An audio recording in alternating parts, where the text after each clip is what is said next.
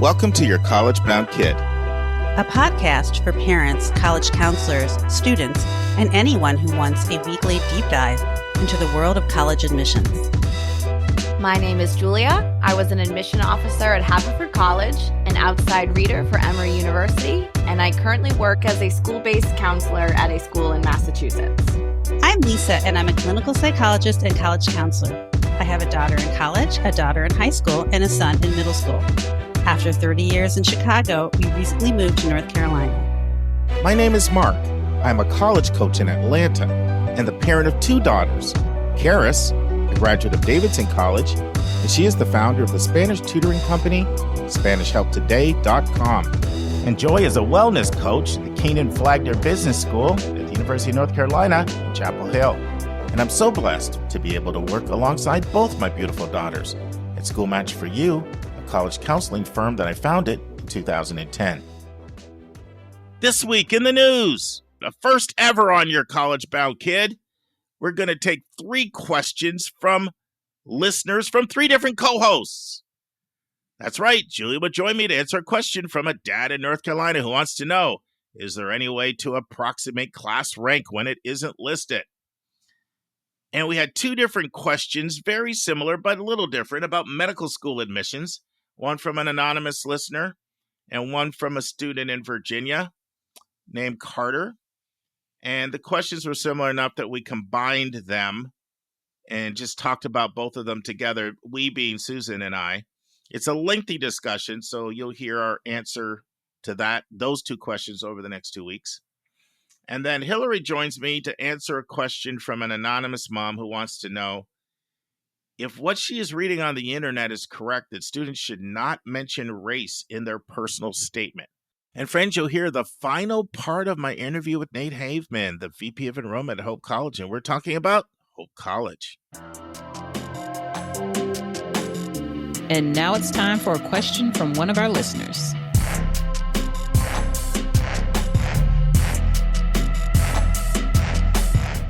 Hey, Julia, we've got a question from a North Carolina listener. You ready to take it on? Sure am. All right, let's play the question, and I love your insights. Hey, College Bound Kid team. I'm a dad in North Carolina. I really appreciate all of the guidance through your excellent podcast and website. I have a question about using the common data set to figure out if a school is on target. While most of the data are more or less straightforward, some schools don't provide a breakdown of entering class by high school GPA. Instead, they use class rank. My junior, however, is in a very rigorous public magnet program that mercifully doesn't provide class rank. Is there a way to approximate the class rank data to entering GPA, or do we need to just toss out using that metric in determining target schools? Thanks so much. What do you think, Julia? This is also such a great question. And first of all, I very much thank the dad from North Carolina for taking advantage of the common data set. I think that's so helpful. I myself just spent a good 2 full days deep diving into common data set to look into about 150 colleges in demonstrated interest. So I feel you on the non-standardization of how much and what kind of information you might get in the common data set. No. I also have mostly worked at schools, high schools that do not provide a class rank. And so it is often hard for my students to know where they might fall. So here are some ways you might be able to figure out based on your students' information with their GPA and the college's sort of criteria and profile about how you might be able to do that. One is that even if your child goes to a public school, you should have access, or somebody should have access to a sort of platform, whether that's Naviance or Score. Naviance tends to be the most popular one in public schools.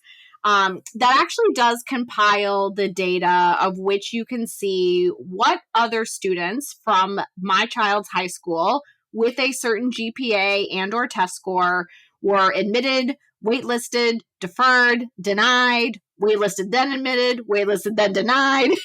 into these colleges. They're most often called scattergrams in any of these platforms. So Naviance is a public school tool. So many schools have this. I've actually worked for 2 Naviance schools, and in both situations, actually, my students didn't have access to scattergrams. So I would often have to bring that up. So you can do a couple things. If you don't have access to that data through the platform, I think it's always great to ask a guidance counselor or college counselor if they have historical data on where does my child's GPA fall in terms of other admits.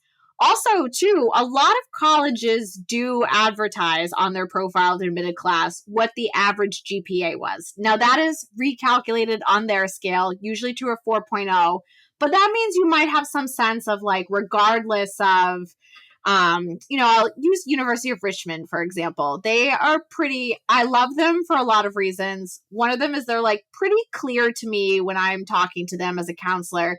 Hey, in early action, this was our average GPA. In early decision, this was our average GPA.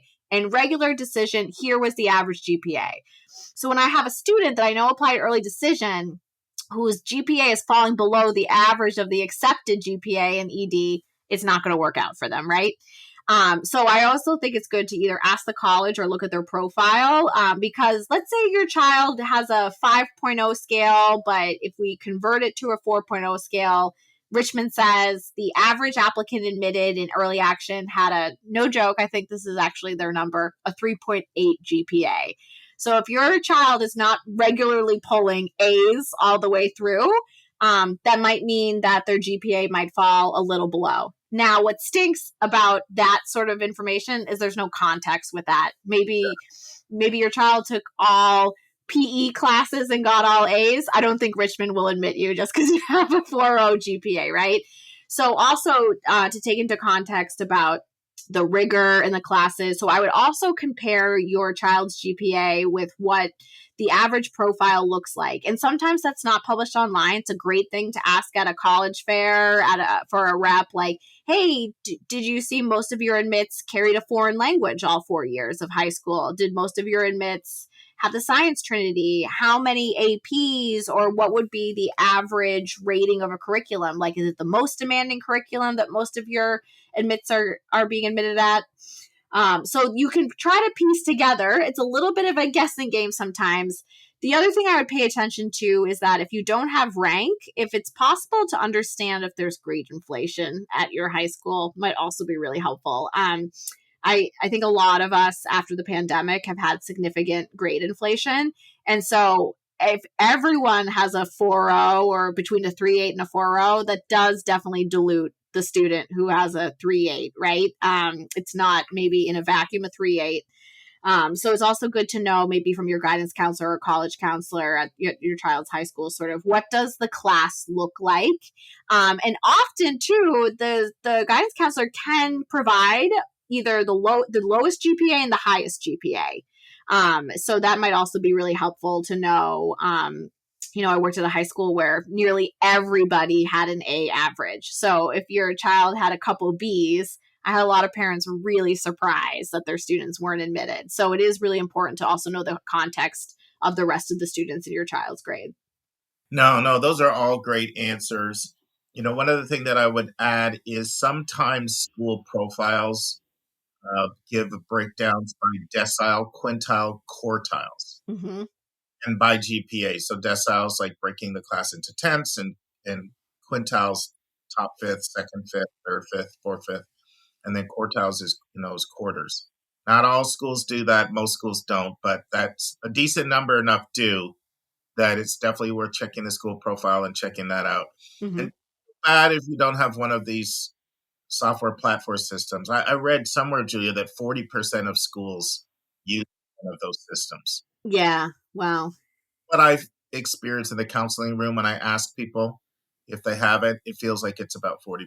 So sure, slightly more don't than do. It feels like SCORE is maybe passing Naviance pretty soon. Like I've seen market share data to show how close they are, but I would say I'm hearing as many or not more scores than Naviance. Those are the big two, but there's others in other parts of the country. Maya Learning is one.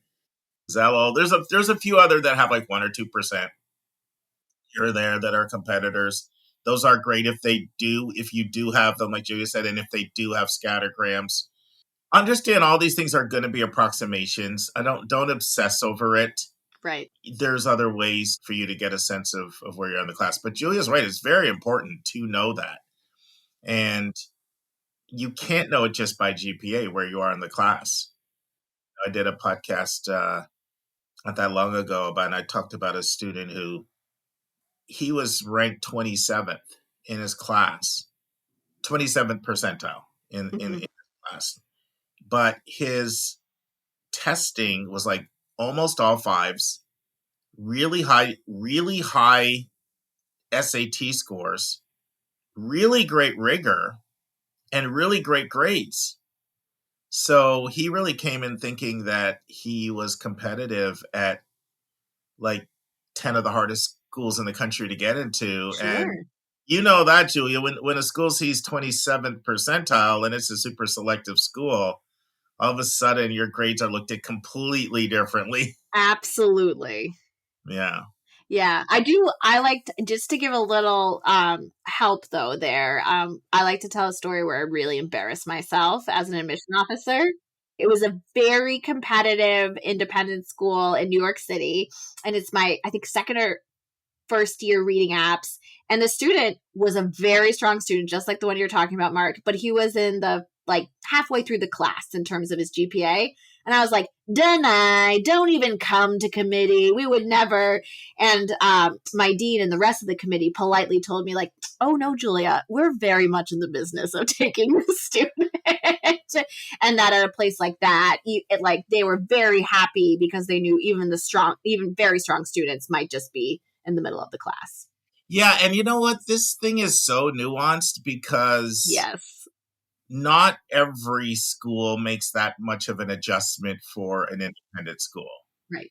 It really is school by school specific, or it could even be sometimes there could be institutional knowledge of that one school that we just had rock stars from there. And so, because most kids, most of the time, like when I'm working with somebody at an independent school, highly selective independent school, and those families are into education. So they're the kinds of people that oftentimes reach out to IECs. Mm-hmm. They are usually surprised that their B+ isn't automatically turned into an A. Right. Yes. It really comes as a surprise to them. Yes. And so is there some extra thumb on the scale from a really good school? Oftentimes there is, but oftentimes there's not too. And right. Sometimes even public schools, schools almost have a bias toward public schools over private. Yes, absolutely. Absolutely. Yeah. So I don't know if we're making it easier or complicating our dad from North Carolina more. The one thing that I would say is don't feel bad if you can't figure it out. Right. You're not going to be able to figure all this stuff out. Right. And it is often as someone who's worked for schools that don't give a lot of data as to where a student is in the class, we do that because it's in service to the student, right? Because we can have a really strong kid who just because of, how their GPA fell is just maybe the top 30%. But if college didn't know that, they would have no sort of holdback, right? So I'm sorry it's hard for you to kind of find out where your child is, but know that a lot of the times, sometimes schools tend to be vague because it helps students not be sort of discounted right away. Yeah, that's a conversation I've had to have with many families because sometimes people will come to me and they're upset, like, our school doesn't even rank, Yeah. as if like they're at a competitive disadvantage. And I have to say to them, that actually is helping you. Right. There's nothing worse than and truly, this is why they call us the Dream Crushers as school-based counselors, where I have had, I'm not joking, over 100 conversations with families where the child has all A's. And I say to the family, the student is bottom 30% of our class, and they are completely shocked. And I know that that doesn't help you for planning. And that can really let people down as well too. But that's also why we don't share that with colleges, because we think you are absolutely worthy of getting a good look regardless of your rank in the class. Yeah, and just to explain that, because that might be surprising to people, but a lot of times at independent schools, people have paid a lot of money. So there's an expectation that they're going to have options that they wouldn't have if they would have gone to their public school. Yep. And then there are a lot of successful, powerful people that are used to running businesses, getting their way. And the amount of pressure that can be brought on a teacher Right. for giving a grade that the family perceives as you're the reason my kid is not going to get into XYZ. Yes. Like all of that pressure just ends up overwhelming the system sometimes. Yes. And it's just easier to have lots of A's and A minuses. Right. Have to deal with that kind of, that kind of pressure. Right. So it is not uncommon at all in independent schools to see a much more grade inflation and, grades of A minus being 80% or 90% of the grades. It's not uncommon. Right. Hopefully this was helpful, Dad from North Carolina. Good luck. Good luck. We will now have our second question from a listener on this episode. And now it's time for a question from one of our listeners.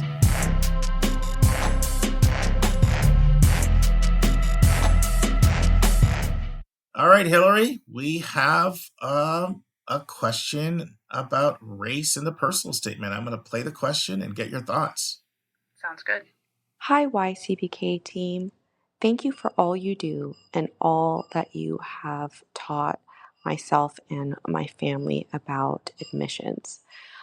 Your information is invaluable, and you've helped me so much during my college sophomores college admission process and now with my high school junior. My question is for Hillary. I'm calling because I just read a blog by a college admissions expert with a national platform talking about the personal statement.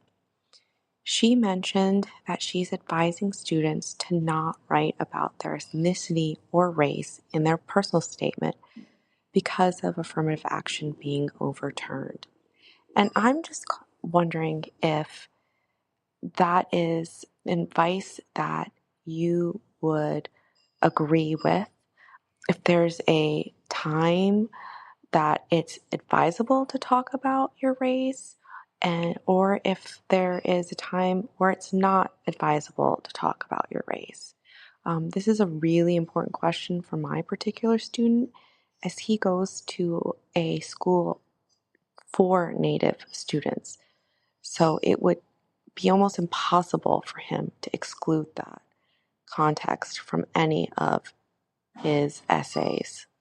Thank you so much for your help, and I look forward to your answer. Take it away. This was such a great question, and such an important question. There are a lot of directions that I want to go with this, but let's start with, that was very, very bad advice that you read. Not good, and it makes me wary of anything else that this person is saying because it was that bad of advice. Yeah. So that's first, and I will get back into that in a second. Second is that Native American, for us at least, in the world of college admission, is a political designation. Mm-hmm. It's not a race or ethnicity, because Native Americans belong to sovereign nations. And so their designation is a political designation, not a race or ethnicity. And so therefore, colleges are actually allowed to consider, just the same way that we would consider international students and what they would bring to our campus just because they're international students. So there are two things now to talk about. Mm-hmm. So let's go back to the fact that I thought this was bad advice. There is nothing in the Supreme Court decision or in law in the U.S. that says that a student cannot share their race or ethnicity. It is on the college not to use a student's race or ethnicity stand alone, by itself, to make admission decisions. So what we are looking for is a student's story. And it sounds like this student, whose mom called us, that their Native American identity is a really big part of who they are. And so we really want to hear about that because we want to hear their whole story and we want their story intact. For students whose ethnicity is not a big part of their story, they shouldn't feel any kind of pressure to talk about their race or ethnicity. But if it has impacted their journey or some part of their story or some part of how they became who they are, then they should feel free to include it. If we were to use their race or ethnicity to make an admission decision, we would be the ones who get in trouble, not the student. The student is at no risk. And so it's hard for me to understand why anyone would give the advice that a student shouldn't talk about their race or ethnicity in their application. I don't understand it. I know that this is not the first person who I've heard has given this advice, and I don't understand why or where it's coming from. So that's the first part of my answer. And then the other part, to go back to a student's status as a Native American, there's certainly with most students who have Native American heritage or enrolled Native American students enrolled in a tribe with a tribal affiliation, that is going to be a part of the student's story. And so they're probably going to want to share that with us. But also we can see that and we're allowed to think about the student in that context without them talking about it in their application because it's a political designation. And when I heard this, my first thought was, is somebody just intentionally trying to be provocative and controversial? That's just what I thought, because anything that plays a role in shaping who you are and making you who you are today, not only are you permitted to, colleges care about that. That's what they want to know. Yes. So it'd be a missed opportunity. And this is, right now we're talking about race, but that could be true for something else. Let's say somebody was adopted, and that played a role in shaping who they are today, that they should feel comfortable talking about that. Yeah. So this was another one that I asked Matt about because I wanted to get his, mostly I just wanted to share my frustration and get his feedback. Friends, you will often hear Hillary refer to Matt, and she is referring to Matt Bonser, the Director of Admission at Colorado College. Matt is also an alum of CC and has been there for over 25 years. We encourage you to go to our interviews on yourcollegeboundkid.com because Matt did 2 outstanding interviews for us. One is on demonstrated interest in predictive modeling, and it looks at what counts and what is internet rumor when it comes to DI. And then he did a second interview where he answered every single question I could possibly think of on gap years. He's a gap year expert. But what he wrote back to me as we were teamsing about this is, it's really not about disclosing a student's race. It's about telling an effective story of who the student is as a human. Yes. And for some students, that's going to include their race or ethnicity. For others, that won't. But what we're looking for is a story about who you are as a human. Yeah. And there are lots of elements that are going to come into that. Sometimes it's going to be race or ethnicity. And you should feel comfortable to share what elements have made you who you are. Yeah. It could be socioeconomics. It could be religion. It could be all kinds of things.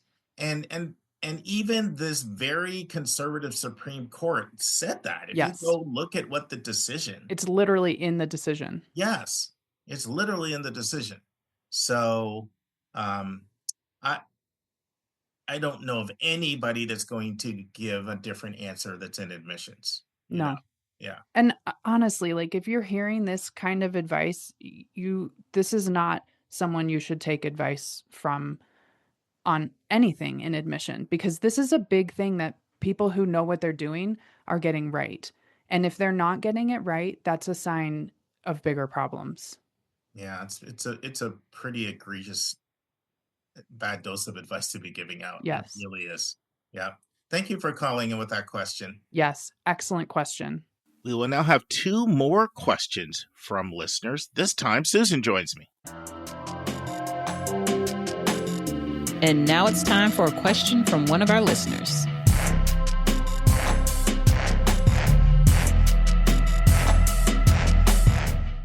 Hi, Susan.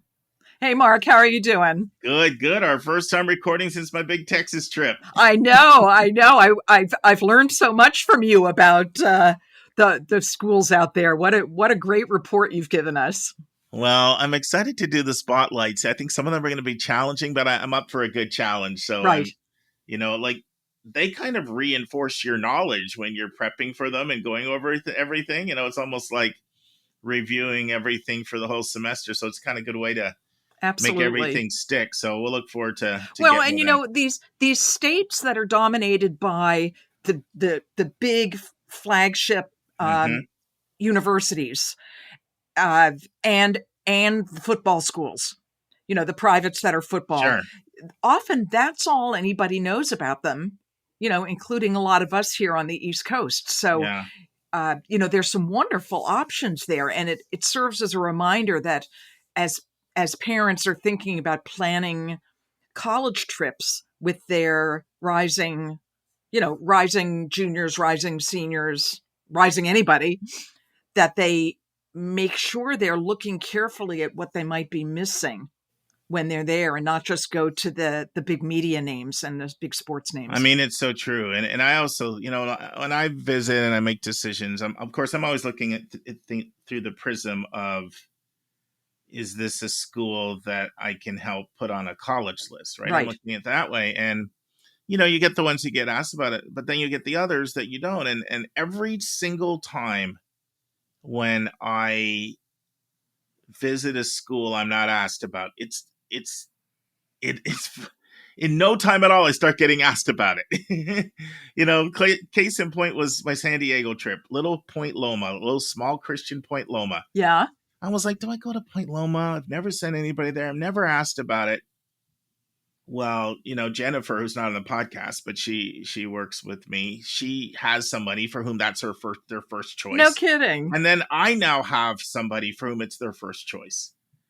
And the same thing, and so that was a school that I don't even ever remember being asked about Point Loma, but before that. And the same thing on this trip, I wasn't sure, do I go to North Texas? Do I go to Austin College? And I have people for whom that looks like a good fit, both North Texas and Austin. So it just shows there's so many schools out there besides just the big names, and it's all about fit and match, right? It's about the right kid for the right school. That's right. But that's what makes the job fun and interesting. And whether it's counseling or visiting schools, the other thing, you get to feel a little bit like a private eye or like an investigative reporter. Yeah, I think I have a little bit of that in me without realizing it. You're a forensic college counselor. There you go. It's all good. Well, listen, we're going to play back-to-back questions. One is from Carter, who's a student, and another is from an anonymous listener, but we have to shout out this listener. Thinks she's heard every episode, and that's about 700 hours. Oh my gosh. So, thank you for inspiring us. Let's play the 2 messages, and I'd love to get your thoughts, Susan. Terrific. Hi, I want to thank you for all of your wisdom and advice and your education through all your podcasts. I think I may have listened to every single one of them. So that brings me to my question. If my student is not sure they want to do the pre-med track when they submit their application senior year of high school, can they wait until they are enrolled and then decide at that time if they want to do the pre-med track? Are there any schools that won't permit this? What are your thoughts and advice on this? Would be greatly appreciated. Thanks so much. Hi, my name is Carter and I'm a junior from Virginia. I'm interested in the pre-med track in college and I'm putting together my preliminary college list. My question is specifically for Susan Tree.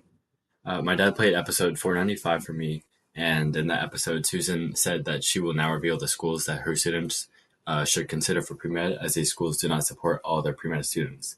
And my question is, would Susan let the YCBK audience know which schools she was talking about? This would greatly help me and others in the pre-med track with our college research. Thank you in advance and keep up the great work. Well, where do you want to start? Well, these are such thoughtful questions, and they both involve preparing for medical school and how undergraduates can best size up pre-med programs at the undergraduate level in terms of preparation. And talk about the importance of fit and match. Mm-hmm. Right?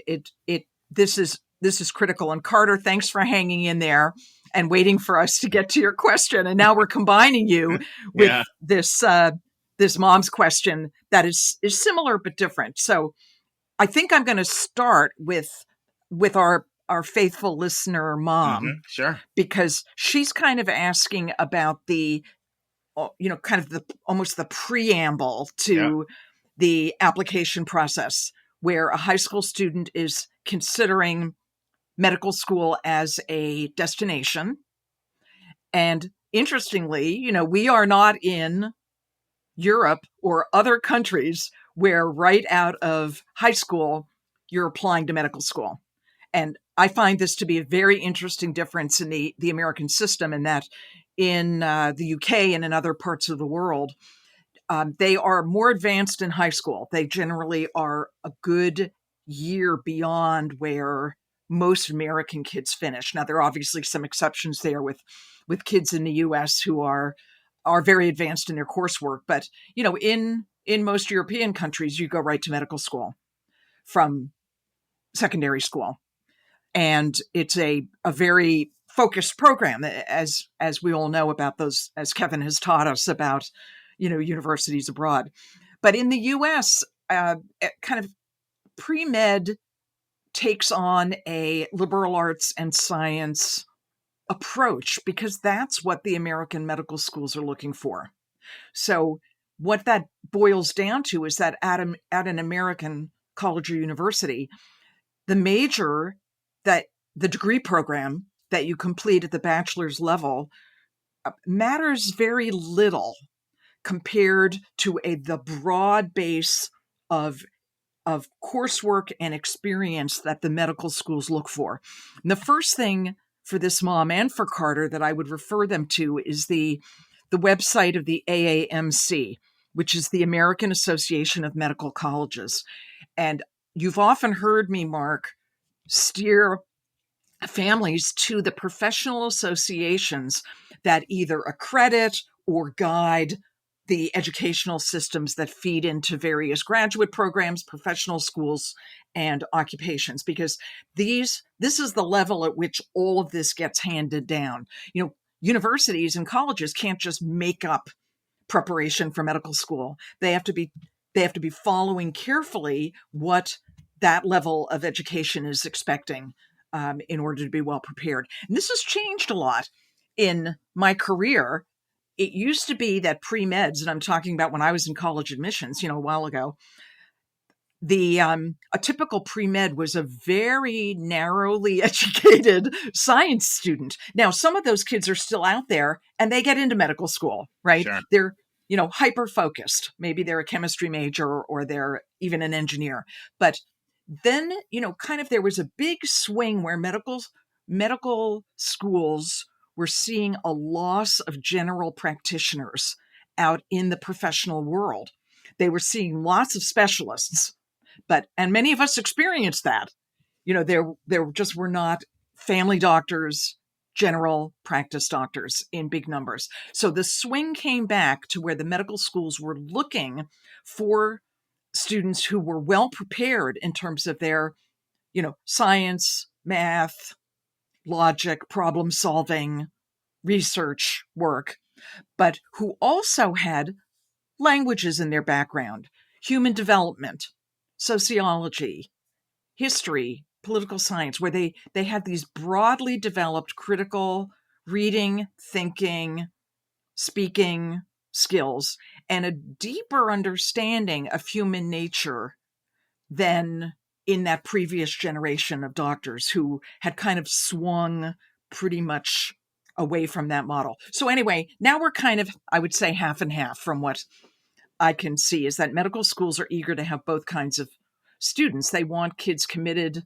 to research. They're looking even for those MD, PhD students who are going to be the immunobiology researchers that are really going to be looking at high level for understanding of disease and treatment of disease. But they also want people who are committed to being practitioners.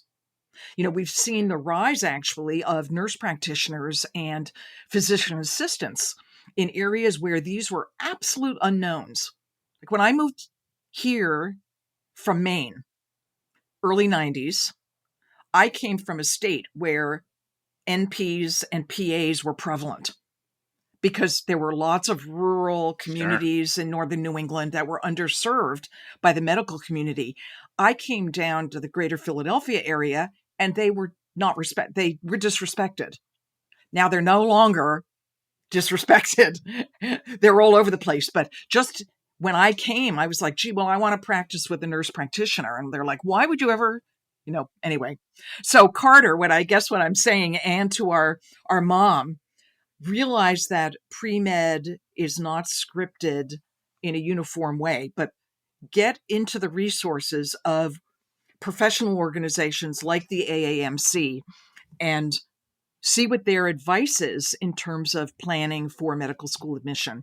Even the MCAT, the medical college admission test, has changed its focus in the last decade to be more inclusive, more culturally sensitive, more helping schools identify attractive candidates whose credentials and background may be a better match for the actual people in our communities. So Carter, Mom, pre-med isn't a major. The Common App supplements for various colleges often ask if the applicant is interested in a pre-professional program, which might be law, medicine, might be theology, it might be nursing, engineering. Architecture. Would you put architecture in there? I don't see. Well, probably. But those lists are kind of what the individual college on whose supplement the question appears. Sure. They probably have. Right. I imagine they're choosing what they want to put on that supplement. I looked at one yesterday with a student who's interested in physical therapy, which actually is a graduate degree program, but there was pre-PT on that list, not a major, because you don't actually earn an undergraduate degree in these things. So a pre-med student usually falls into one of the science majors, an engineering major, really, even if they don't. And, I read applications, for my university during the winter months, and I see kids who say they are pre-med, but they want their undergraduate degree in Spanish or history or psychology. Often it's neuroscience, biology, or chemistry or bioengineering, but it isn't always that. But they know that they have to take the classes in college that will give the medical schools the transcript that they're looking for, right? I mean, you can't be a Spanish major and not take a recommended pre-med program, right? But the actual degree that you get doesn't have to be, in the sciences. But it often is, because that's where these students' hearts are in there. So academic preparation is important. Susan, I'm going to quote Dave on a couple of things here that you've said. So Dave, he went to Princeton and then he went to Harvard Med School, but he often feels one thing that he felt gave him an advantage was he just wasn't another biology, chemistry, or biochem major. He actually majored in international relations. No kidding. Yes.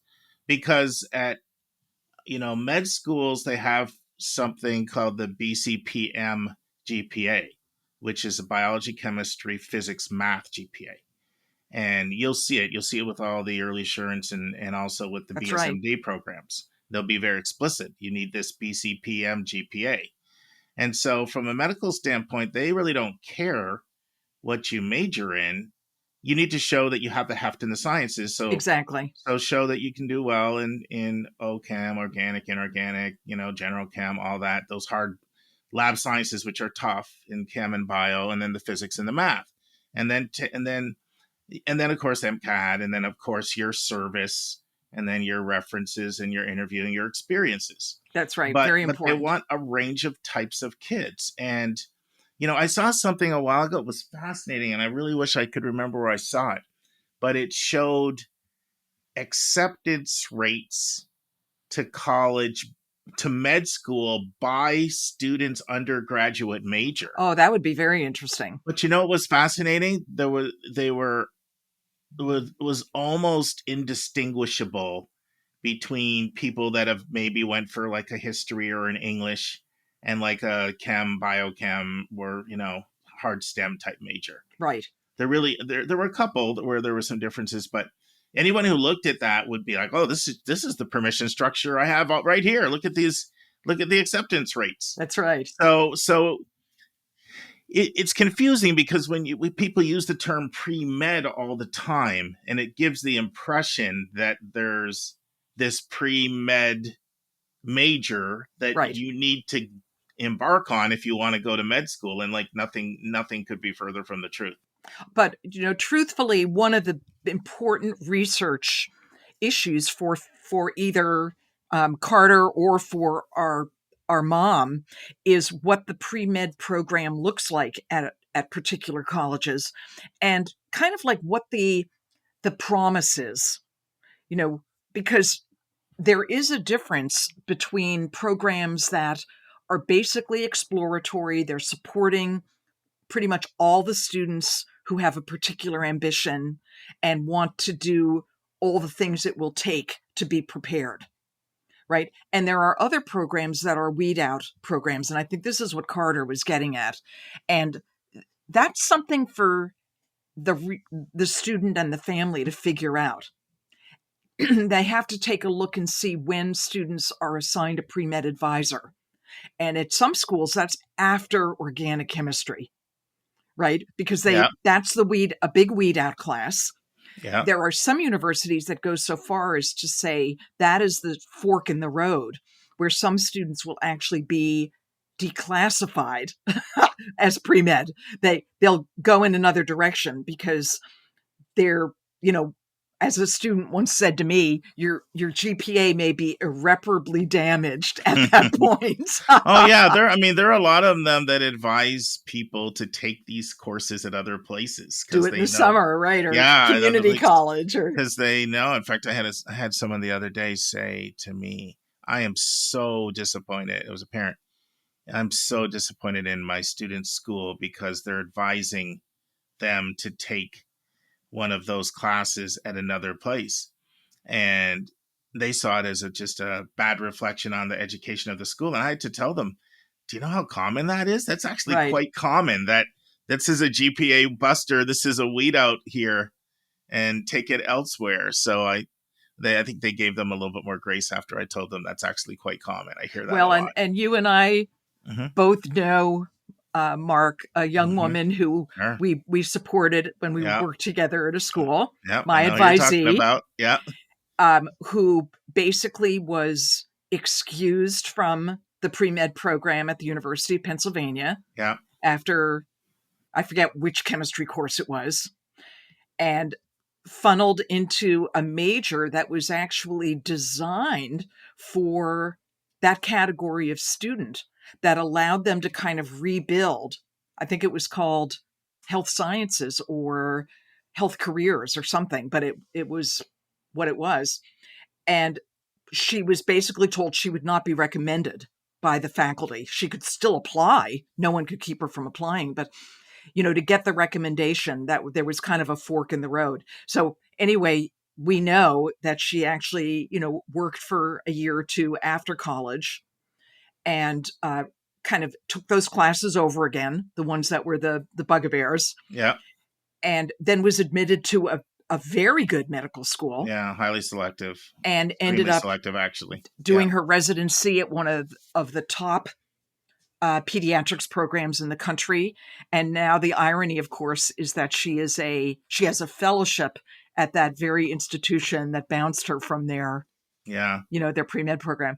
So, there are alternative pathways, but I'll also reflect on another student who you may or may not remember. I think you would, at the same school, who chose to go to a small liberal arts college, a very rigorous one, Haverford College in the Philadelphia area, that is very well known for its biology program, very well known, where the faculty basically said, if you work with us from day one, we will do everything in our power to get you to where you want to go.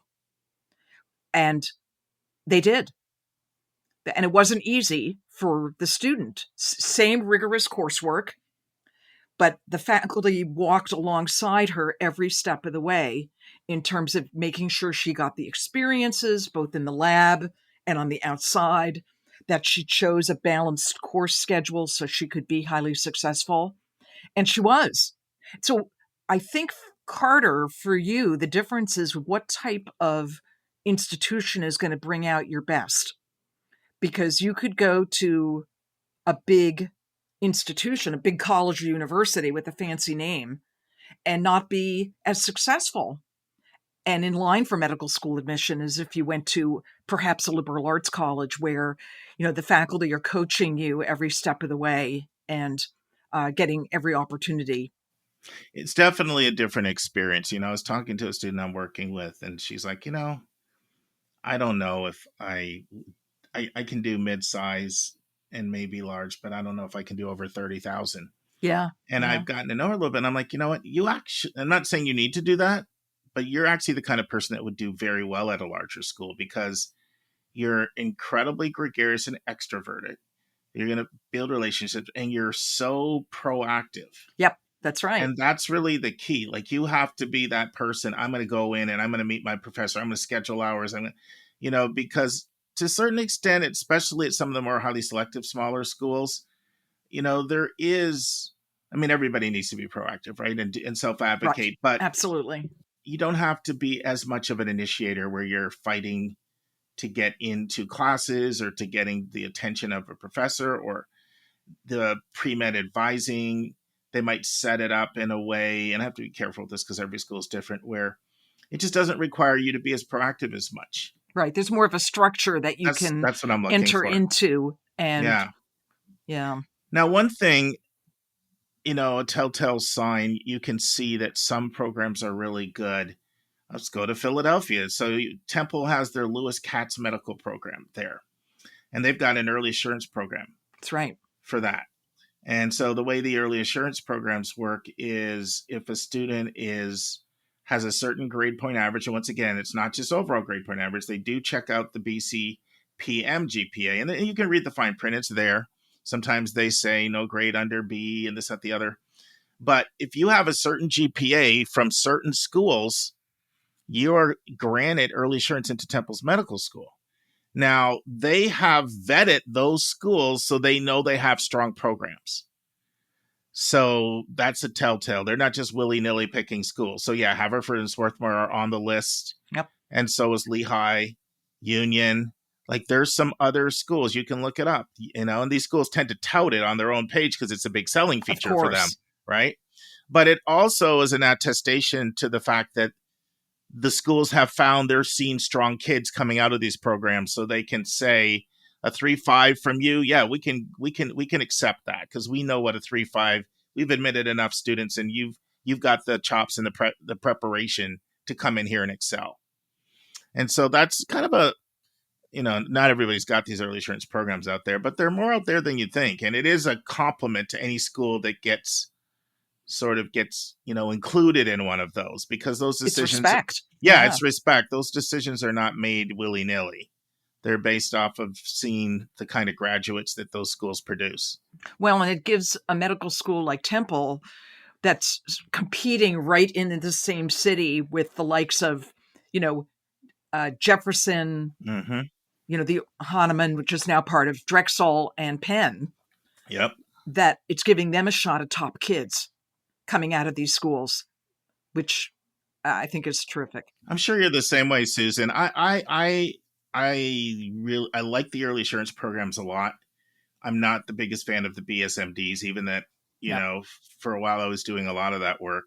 I got sick of it with their 2 and 3% admit rates. Oh It's my like gosh. it's like every kid coming to you wanting to go to Harvard, Yale, Princeton, or Stanford. Because programs like Case will have like a 1% admit rate. Rochester's just killer. Pitt, they're so incredible. So that's frustrating to me, but they're also limiting. And I noticed that they're fading out a little bit too. Several people Yes. that offered them are not offering them anymore. But the early assurance, I'm sure you can think of somebody that we worked together with that went to Georgetown. I can. Yeah. I have the same person in mind. And she went to Georgetown and she had like a 3.9 after her sophomore year, and they recruited her hard. That's right. And she'd proven herself to them. And, you have to read the fine print. Some of them waive MCAT. Some of them still require a certain MCAT score. I think Hopkins waives the MCAT. Yeah. And so that's one of the differences. And then look at what that MCAT score is when they say it, because sometimes it's okay. It's there and it's, fairly reasonable. And the people that just crush their SAT, they generally will tend to do well on their MCATs as well. So sometimes people get stressed about that. And I said, look, you crushed your SAT, you'll be fine on your MCAT. You're absolutely right. A lot of correlation. Yeah, a lot of correlation. But that's always one of the things to look for. And that's why I try to say liberal arts and sciences, because it's really not fair to not include the sciences, because they are some of the best preparation places for med school. And I feel have the highest conversion. Like I feel like Davidson's another one. It's just fantastic. Absolutely. Fantastic. The people that go through there and then end up at, with tons and tons of medical school options. And there are others out there as well. A lot, but a lot of times those schools, they just do really, really well. And the mid-sized schools, I'd say as well too, they do well. The larger schools, there's more of a weed out mentality. And you just have to be that person once again that's going to be proactive. But there really is that, you can see it. So many people come in, they have really, really large classes, and it's just the culture that will give you a really hard class early on and separate who's got the goods. Friends, my conversation with Susan was more than 45 minutes, so we're going to air the final part next week. Now let's transition to the final part of my interview with Nate Haveman, VP of Enrollment at Hope College in Holland, Michigan. And now this week's interview with a special guest.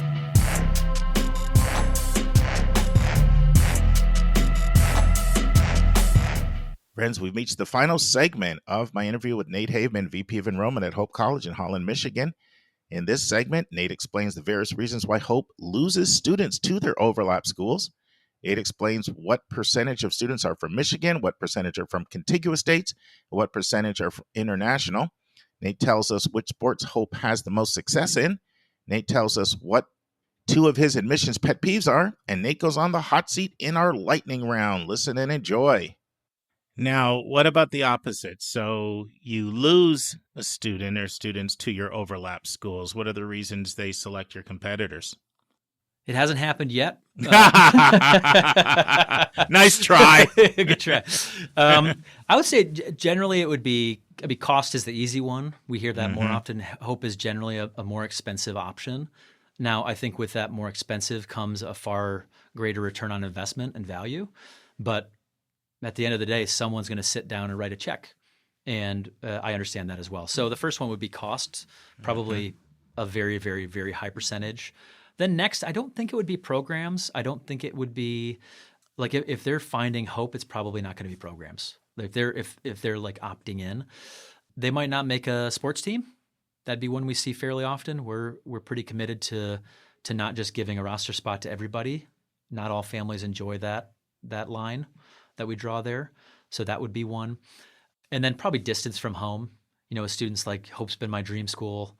They come visit and they realize, whoa, I can't be a plane ride away. It's too far.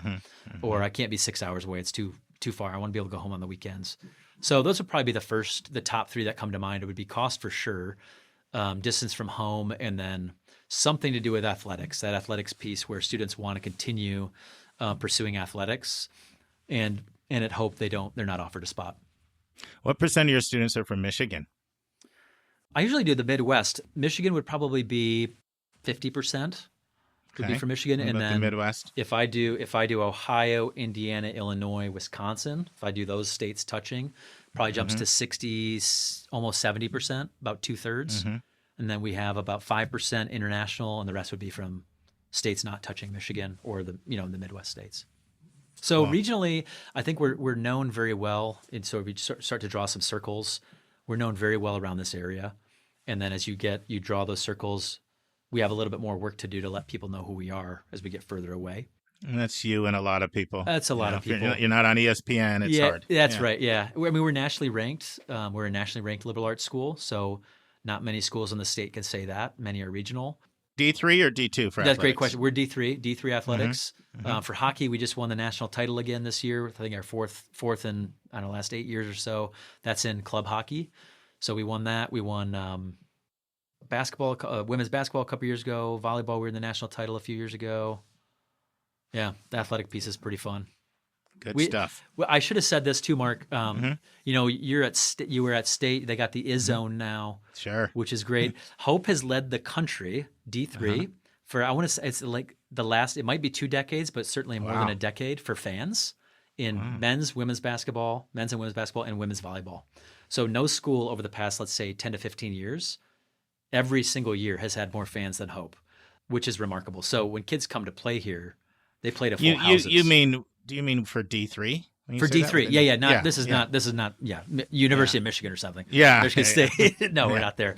Okay. But we're full on the Michigan or on the men's and women's basketball and women's volleyball. So fun to watch. So electric. Oh, joyful. Yeah, that's a lot of fun. Good memories. Good for the students.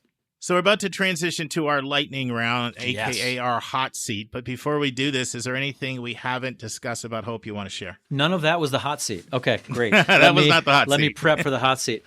No, I have so enjoyed the conversation, the questions you've asked. For me, this is such a big decision for families that normally when I have an opportunity to be in front of families, like especially not just students and not just parents, but the full family group, I'll talk about, all right, now let's think about next year, and let's think about 3 years from now, and let's think of 20 years ago. Let's think in decades, not days, is my line, because the decision that students are making now is going to have an impact for the rest of their lives, not just the next check you write.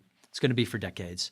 And so when I think of like the next 2, 3, 4 years, I want students to start thinking about when you wake up somewhere, let's not try to shoehorn yourself in because of A, B, and C. Let's find a place you want to be and do everything in your power to make it work financially, and then do everything in your power to make it an incredible experience. Get involved, push yourself out of your comfort zone. And so I try to give that advice. I mean, I didn't have an opportunity to do that earlier, so that's probably what that's good advice. And it is decades, right? I mean, maybe 50 years. And so it's important to think that way when you're looking at it. So I've got one admissions question and the rest are non-admissions. My admissions question is, what is your admissions pet peeve? The thing that applicants do that grinds your gears? Oh, gosh. You want me to pick one? Well, you can give me a couple. I'm going to give you a couple. You can give me a couple. Oh, my gosh. Proofread your essay. Proofread your essay for grammar. Like, do never push submit on something that multiple eyes have not been on. That is so lazy. Like it's such an easy fix. When I see essays that are ill-formed or run-on sentences, I really have to take a beat. That'd be my first one, and then probably a second one for visiting. It's probably not a pet peeve. It's just like a frustration that students are not bold with their questions. Sure. That it just feels like so many students, like I was, so I can't cast stones like I was 25 years ago. I just was going through the motions, and this is too big of a decision to go through the motions. Be bold with your questions. And I hear too many students saying, when I say things like, "Hey, so what's your first question? Like, what's the first question you want to ask?" "Oh, I don't have any." Yeah. You don't have any questions? Like none? So proofread and then be bold with questions. Yeah, good stuff. What is on your bucket list?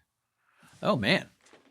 Personal bucket list. Yeah, bucket list. I want to, golf season's around the corner, so I just need to start playing golf. So that's a short-term bucket list.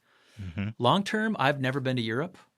So my wife and I are trying to plan a trip to Europe. Our 25 years coming up here. I know I don't look that old, Mark. I was waiting for you to You say don't. it. Our 25 years coming up, and we'd love to see Europe. So that's definitely a bucket list for my wife and I. Plus, didn't you say your class of 2002? And class of 2002, yes. So that means you were married and you were partly there if you're coming up Correct. for the 25th. Yeah, we were married our senior year. Mm-hmm. Yep. Mm-hmm. Yeah. Still together. How do you unwind? How do you chill? How do you decompress? Yeah, golf.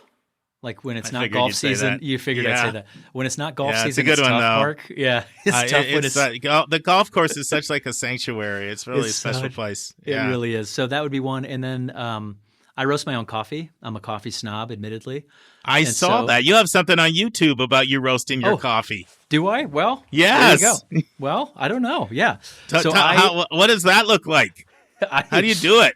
So I get green beans from a place in California, and right now I'm trying to work my way through regions. So right now I'm in South America, so I'm doing some Brazils. So I'm getting a bunch of different types of beans, green beans from Brazil. And then I'm like taking notes on acidity levels and all a bunch of nerd stuff. You're hardcore. That you would do. Who's got the best coffee out there that you've roasted? Well, the Brazil I've got now, there's a Rwandan Kirinyaga that's so good. That's probably my favorite over the last year or so. But I roast most Sunday afternoons. I'll roast a couple of pounds. That'll last us most of the week. That's how I start my day. I think you're the first person I've ever met that roasts their own coffee, or at least has mentioned it. I think that's really creative. I love it. Yeah, well, thanks. So that's probably the best way that I unwind. What's a book or two you've read that's had an impact on you that you'd recommend our listeners read? That's so good. I'll give you two. One of my favorite authors right now is Liz Weissman. Do you know Liz Weissman? That name. Mm-hmm. So she wrote Multipliers and Impact Players. She's written other stuff too, but those two books were life changing for my leadership journey. Oh wow! I would, go out to your local bookstore and find at least one of those books. I probably would recommend Impact Players first. That's her second of the two books, and then the other one is I think it's Danny Coyle, and that one is The Culture Code. And the Culture Code is also just how do you set a team's culture? What are the little things you have to do consistently over and over?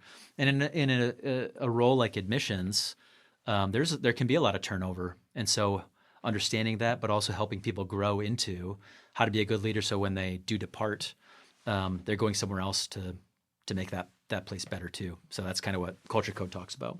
Last question, your advice for students, parents, and college counselors. But for students, you've already given us some great advice. Right. Yep. Proof your essays and be bold and ask questions. So you got to give me another one for that one for advice for students. Yeah, for students. Okay, for students, those are two good ones. I would say if you're not visiting, you're doing yourself a disservice. And if you can find a way, I know it doesn't work for every family, just for time and finances, but if you can find a way to spend the night at the college of your if you got a couple schools at the end of your list here, because I think when the lights go out at a college, and the parents aren't there and I'm not there, and they can just say like, yeah, but what's it like? It's tough to do that when the lights are on and you're in a room and it feels more canned. It's not at Hope, but it may feel that way. So I would say try to spend a night on campus, but spend as much time as you can. You're going to ask parents too? You want to hit parents? Yeah. Parents, college counselors. Yeah. So parents, I would say this was good advice for me. My daughter's a freshman this year. I actually got this from CTCL, one of the fairs I was at. Yeah. And it was schedule time to have conversations about college. And instead of waiting until you have a free moment with your kid, which is generally like in the car when they can't get out. Like the idea of like you're driving in a car, you lock the doors as the parent and you start driving 60 miles an hour and you say like, where are you going to college? Like, tell me everything. And it puts the student at such a disadvantage and stress, the anxiety levels already through the roof. And so I think scheduling time to say, hey, can we talk about the college search process for 30 minutes on Sunday afternoon? I don't want to, just so we kind of know where it's coming. I think that brings the stress level down so much for families. Is that simple change really brings it down. I just had a student say to me day before yesterday, my mom's driving me crazy. Yeah, that's it. And this parent's really chill with me. So I know my parents that are kind of on their students like white on rice. So I didn't, I'm like, well, she's not one of these parents that's like reaching out to me all the time. And so so what was it? And it was have you made a decision yet? Because he's deciding between 4 schools. What's the latest? So curiosity is just killing her. So students don't like college all the time. They really don't. That's right. Yeah. And then for counselors, for college counselors, I feel like they have the most thankless job in the United States right now. I mean, they are overworked. They have larger caseloads than ever, and they're also being asked to weigh in on a student they might know for an hour a year on what they should be doing, and they're getting questions from everywhere. So, I mean, the knee jerk for me is like, take some time off. Like back to your question about golf and roasting coffee, like get out of the office if you can. And I know that sometimes that doesn't work. Practically speaking, it's visit colleges. Like remember what your students are about to embark on.